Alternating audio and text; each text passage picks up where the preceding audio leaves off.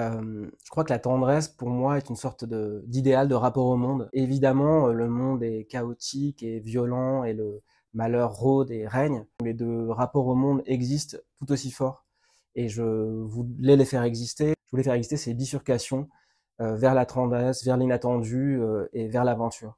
Je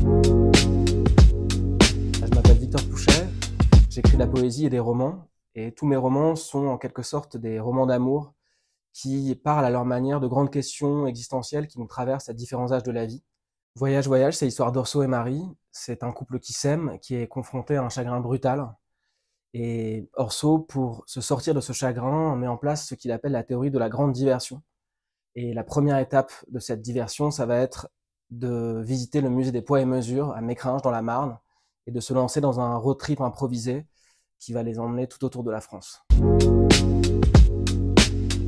Je crois que la grande question qu'on se pose tous, c'est comment échapper au malheur, comment rebondir quand tout va mal.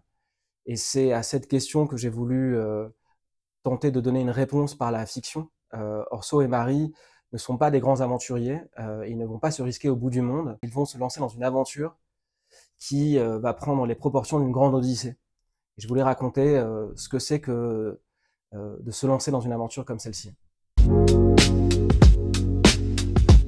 Alors après avoir visité le musée des poids et mesures à Mécringes, Orso et Marie vont passer par le musée de la mine de Neufchâteau en Moselle, par le musée des gendarmes et du cinéma à Saint-Tropez, par le musée des cires de Lourdes et d'autres encore.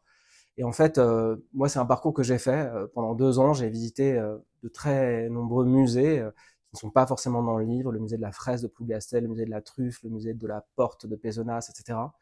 C'est des lieux en fait où je trouve une grande résonance d'histoire, une grande épaisseur de vie, et où en fait Orso et Marie vont trouver quelque chose d'un inconnu, une sorte de merveilleux de proximité, et une façon de se tourner vers d'autres vies que la leur.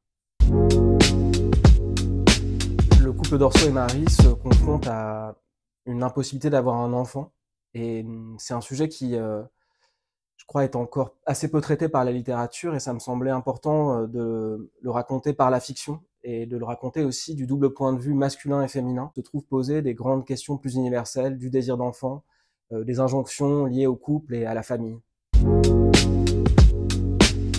Je crois qu'on écrit des livres comme on laisse une petite annonce dans le journal, avec l'espoir un peu fou de trouver une famille, que les émotions qu'on a tenté de retranscrire le plus précisément possible dans un livre, elles soient entendues, reçues par nos frères et sœurs humains. Et le fil qui sous-tend tout ce livre, c'est la façon dont on peut réussir à maintenir dans sa vie quelque chose de l'enfance. Et j'espère que, en refermant ce livre, les lecteurs se tourneront aussi vers la part d'enfance qui continue à exister dans leur vie.